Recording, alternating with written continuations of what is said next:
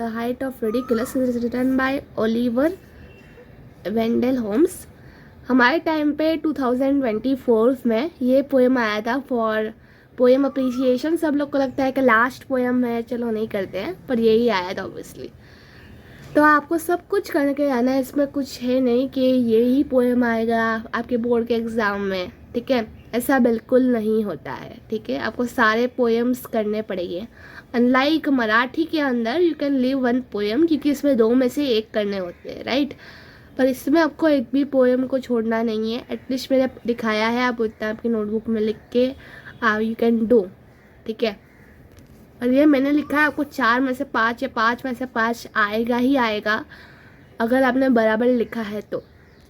It's a humerus poem, ठीक है, written by for enjoyment and plenty of funny expression. It was one of the fireside poems and famous as a comic lyricist, ठीक है।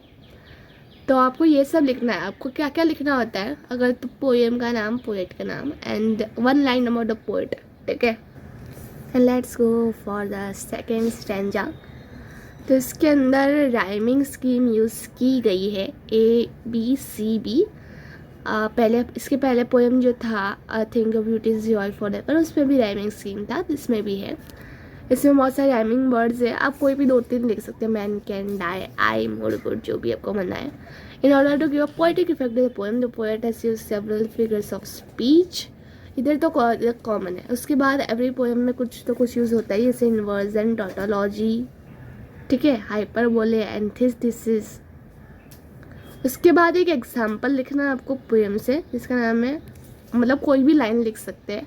आई wrote sometimes once upon a time is example of inversion. अभी वो क्यों है वो भी explain करना, मैंने लिखा नहीं है इधर, तो आप लिख सकते हो।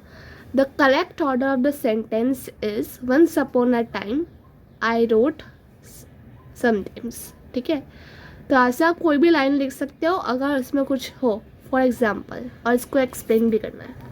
Then comes the third paragraph which is your central idea या तो थीम, सब लोग बोलते हैं, विच कम्स फॉर 2 मार्क्स, ठीक है। जो पोएम था कि ये बस एंटरटेन करना ऑडियंस को, और उन्होंने बताया कि वो कभी भी फ़नी पोएम्स नहीं लिखेंगे। ऐसा क्यों उन्होंने बोला था?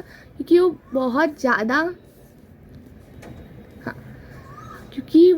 ज़्यादा फ़नी था। वो इतना फ़नी था, ये बस एक I think so it is a metaphor, क्योंकि कोई भी 10 दिन तक हंस नहीं सकता है, राइट, ऐसा उन्होंने बताया था इन द पोएम। तो वो इतना फ़नी था ना कि जो उनका सर्वेंट था, उन्होंने उसको पढ़ के बताया, तो वो 10 दिनों तक हंसता ही रहा। ये कॉन्ट्रास्ट यस है, ठीक है। That is servant laughed for almost 10 days.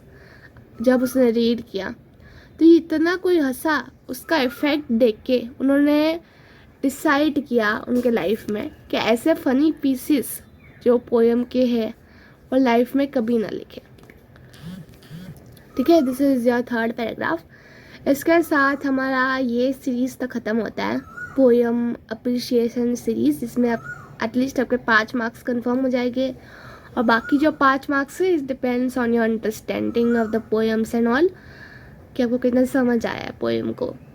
आप उसको समझ सकते हैं, बहुत सारे लेक्चर्स अवेलेबल हैं। और अभी हम स्टार्ट कर रहे हैं पेपर पैटर्न कैसे लिखना है, या पेपर का फॉर्मेट क्या है फॉर योर राइटिंग स्किल्स, जो आपको हेल्प करेगा फॉर सिक्योरिंग गुड मार्क्स, क्योंकि फॉर्मेट के भी मार्क्स होते हैं, जैसे आपको पता है। हमारे स्कूल में बहुत सारे मॉडरेटर्स थे जिन्होंने मुझे गाइड किया है, तो वही गाइडेंस मैं आपको शेयर करूँगी, ठीक है। तो इसके साथ बने रहिए हमारे चैनल पे। Thank you.